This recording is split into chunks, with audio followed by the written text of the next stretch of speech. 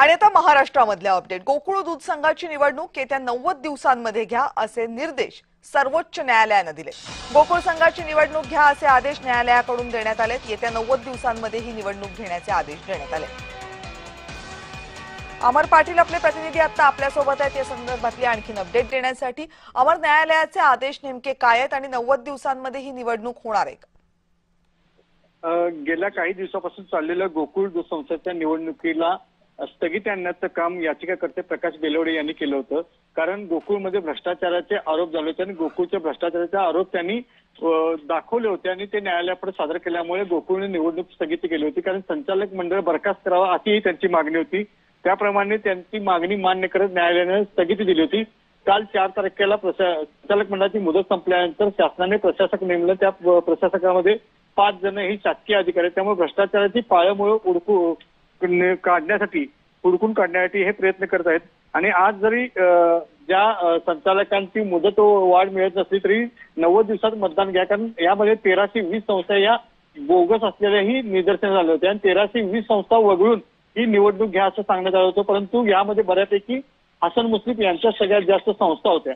त्यामुळे या संस्थांना विरोध करत प्रकाश बेलवडे यांनी त्यांच्या सहकार्यांनी याचा विरोध केला होता। गेल्या काही दिवसापासून चाललेल्या गोकुळच्या राजकारणामध्ये आता एक नवीन ट्विस्ट आलेला आहे।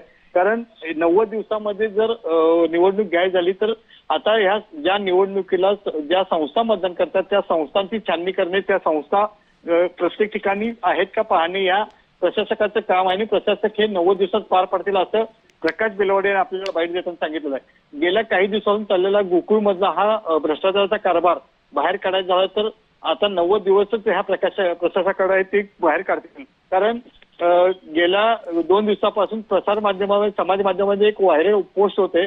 त्या पोस्टमध्ये ही 34 संस्था या फक्त हसन मुश्रीफ यांच्या नावाने आहेत आणि त्या फक्त मतदानाची केल्या अशी एक समाज माध्यमावरून जोड उठलेला आहे। त्यावर बऱ्याच माध्यम समूहांनीही त्याला सांगितलं आहे की हे चुकीचं आहे। कारण ज्या वेळा कागलमध्ये एकच संस्था म्हणजे 25 संस्था होत्या आणि आता अचानक 34 संस्था आल्या कशा? त्यामुळे प्रकाश बेलवडे यांनी केलेली मागणी रास्त आहे।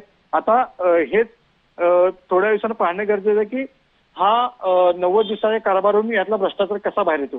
रिद्धी, अमर धन्यवाद तुम्ही दिलेल्या या माहितीबद्दल।